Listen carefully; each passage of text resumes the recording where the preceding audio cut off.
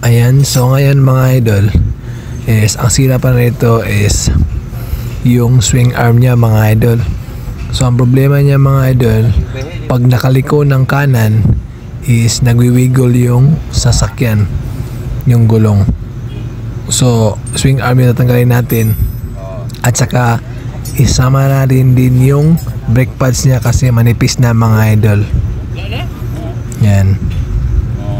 So kita nyo mga idol, manipis na yung brake pads niya at pinasama na yan sa may-ari para isa na yung trabaho mga idol.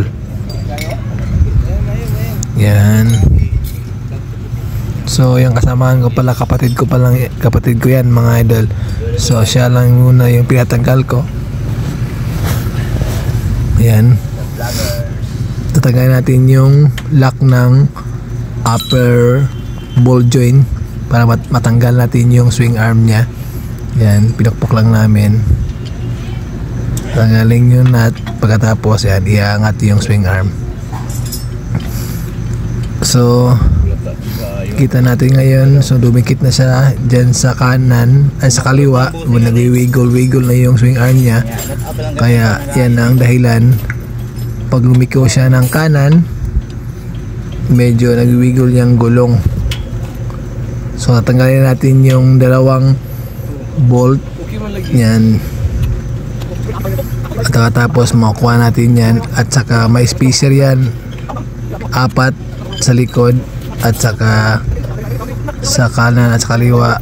So 8 lahat yung spacer niyan. Kailangan may balik siya para maisiting yung pagpasok ng upper ball joint. Yan. So tatanggalin natin yan mga idol. So eto na siya ngayon. Ayan. So makikita natin yung bushing niya sa gilid. Yan. May crack na at saka maluwag na din. Ayan o. Kita nyo mga idol. O yun. Malaking clearance na o. Kaya nag-wiggle yung swing arm niya.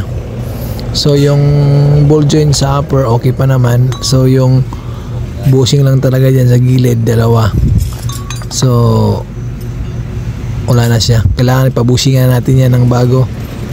Ayan o, kita nyo. Yun. 2,000 years later.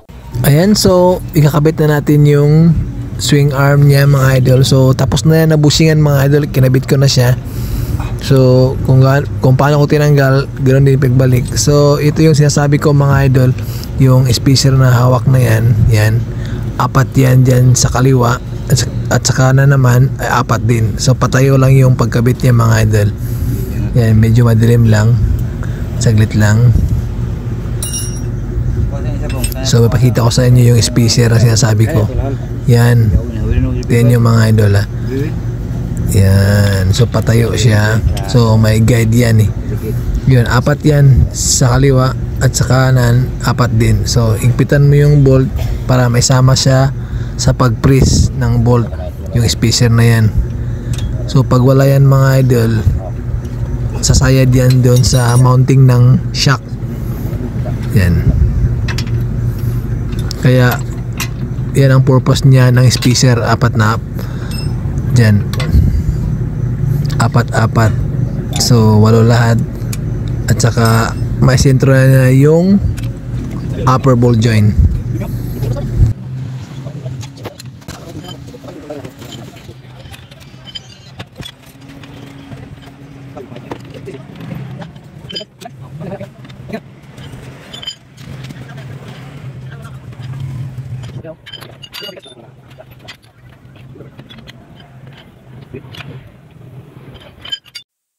So tapos na natin yung hinigpitan yung dalawang bolt. So ngayon ikakabit natin yung ball joint dito sa may butas sa hub niya. Yan. So pagkabit niya mga idol, ilalagay natin yung nut niya, number 24. So pag nahigpitan na siya, huwag kalimutan lagyan ng lock.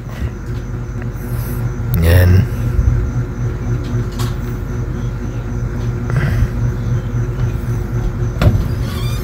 So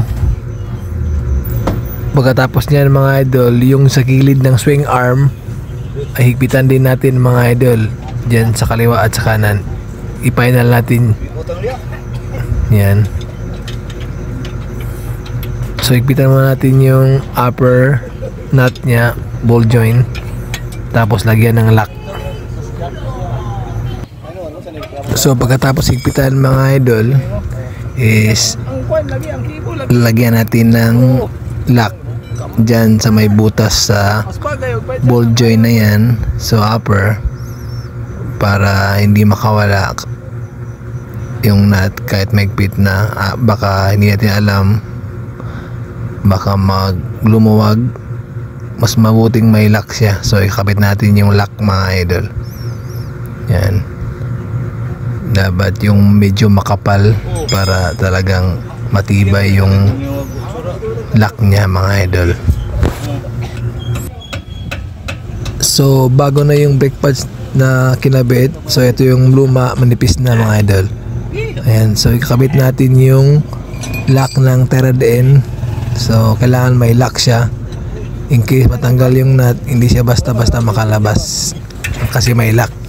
At saka ito yung sinasabi ko na i-final natin yung swing arm sa gilid, yung bolt, kasi niluwagan natin para mas malambot sa ipasok yung ball joint dyan sa hub niya, yung may butas. Yan, so higpitan lang yan mga idol. So i-final lang natin yan. Yan, para mas mahigpit siya. Bombay siya, Bombay. At saka sa kabila din mga idol. Ha? Pikas man, nataon niya, huwag may bombahan. Ay, doon ra? Ayo, brake pads biyan eh. Bomba kayo mga brake shoe ra. Kaya mga brake pa doon nila.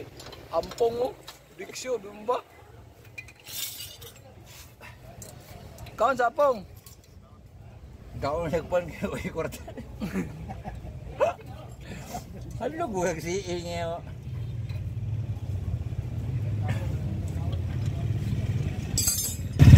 Ayan, so tapos na. Ayan, sinubukan ng kapatid ko. Ayan. So wala nang galaw, gumagalaw. So ayan, tapos na yan mga idol. Guys, kita-kits na lang tayo. Kapag inayos namin, nabunggo na. Kita-kits. So yun lang mga idol. So thank you.